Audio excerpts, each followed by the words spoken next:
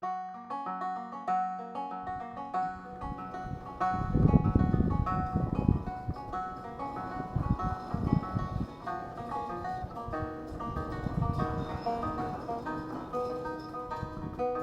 Robert Hargrave. I do plywood sculpture in Tallahassee, Florida, and I work my studios in Railroad Square Art Park.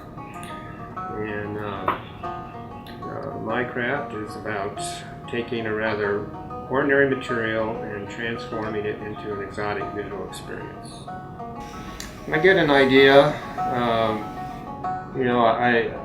I contemplate whether or not it'll look good with my technique with my material, and I want the lines to have a sensual quality to it, and so the design has to have some movement, something interesting to it. So I'll make a pattern, trace it to wood, cut them out, laminate them, glue it together, and then carve it with sanders and grinders. After it's finely sanded, then it goes to finishing, which is 4 coats of finish that go on, and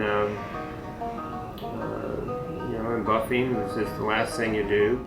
The grinders now that I use for carving, they weren't really designed for that, but I use the grinders as someone would use a hammer and a chisel. You need to really appreciate what a tool can do and work with it safely, and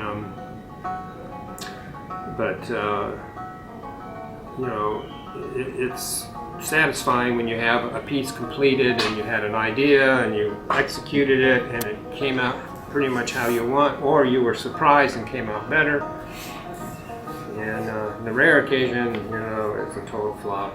But after 40 years, I have a lot of tools, I have a lot of experience, and that really helps. And you can only gain that experience by working at it. And you try this doesn't work, you try that, and you find which works best. Been doing it a long time, and